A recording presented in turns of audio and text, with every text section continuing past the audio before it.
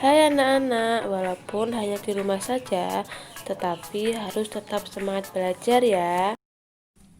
Anak-anak, minggu lalu kalian kan sudah belajar mengenai teks eksplanasi. Jadi, menurut kalian apa itu teks eksplanasi?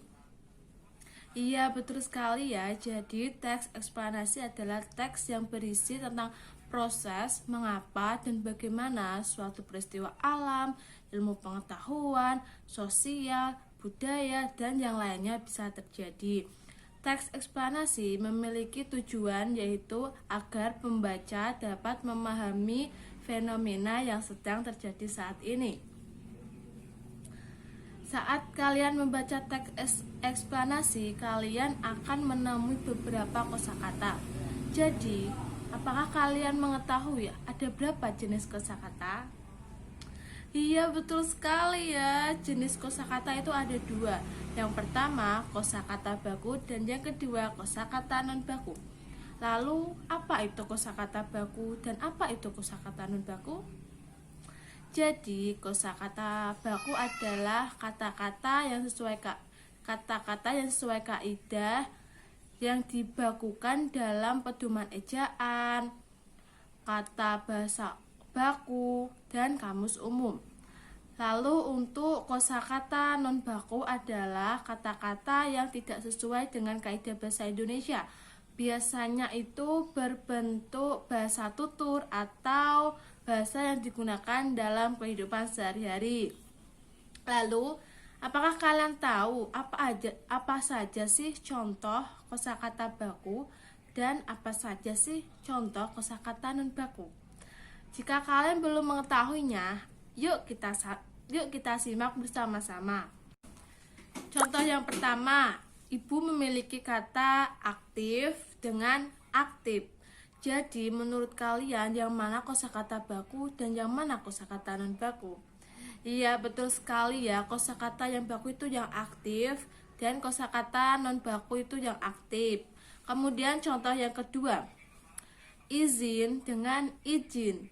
Yang mana kosakata non baku dan yang mana kosakata baku? Iya, betul sekali. Kosakata non baku itu izin dan yang kosakata baku itu izin. Kemudian contoh yang ketiga, bis dengan bus. Yang mana kosakata yang baku? Iya, betul sekali. Kosakata yang baku itu yang bus dan kosakata yang non baku itu yang bis. Gimana anak-anak, sudah paham kan tentang kosakata baku dan kosakata non baku? Jika sudah paham, yuk simak materi selanjutnya tentang pengaruh perkembangan teknologi di kehidupan. Anak-anak, apakah kalian mengenal sosok Pak Habibie? Lalu siapakah Pak Habibie itu? Iya, jadi Pak Habibie merupakan presiden ketiga RI dan beliau adalah orang pertama di Indonesia yang dapat membuat pesawat terbang. Apa yang dilakukan Pak Habibie itu sangat berpengaruh di dalam dunia transportasi.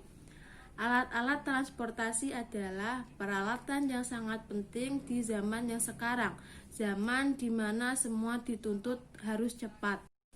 Anak-anak, pernahkah kalian berpikir bagaimana barang-barang yang kalian miliki dapat sampai ke tangan kalian?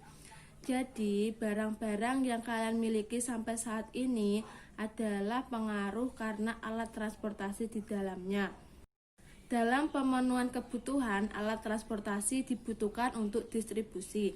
Pada masa sebelum ditemukannya alat transportasi, hasil produksi sulit untuk didistribusikan karena banyaknya tenaga dan waktu yang dibutuhkan.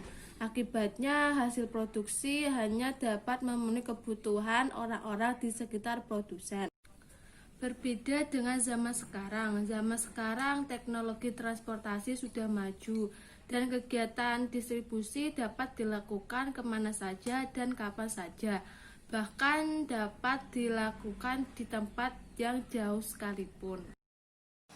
Anak-anak, jika sudah paham mengenai pengaruh perkembangan teknologi dalam kehidupan, yuk kita simak materi selanjutnya tentang rangkaian listrik.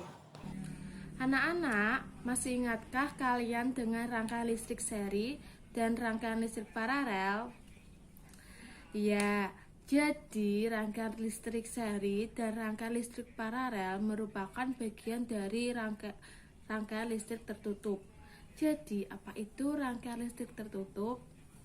Jadi, rangkaian listrik tertutup adalah rangkaian listrik di mana terdapat arus listrik yang terhubung ke lampu, sehingga lampu dapat menyala.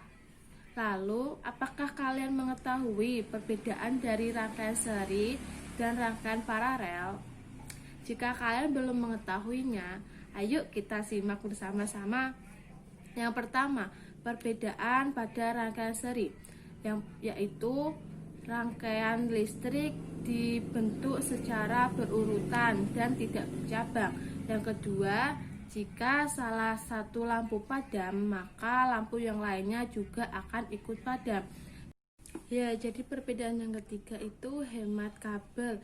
Lalu lampu pijar tidak sama terang. Contohnya itu seperti lampu senter dan lampu jalan. Kemudian perbedaan rangkaian seri paralel yang pertama, rangkaian dibentuk bercabang. Kemudian yang kedua, jika salah satu lampu padam, maka lampu yang lainnya masih tetap menyala. Kemudian perbedaan yang ketiga, boros kabel. Lalu lampu pijar sama terang. Kemudian contohnya itu seperti lampu lalu lintas.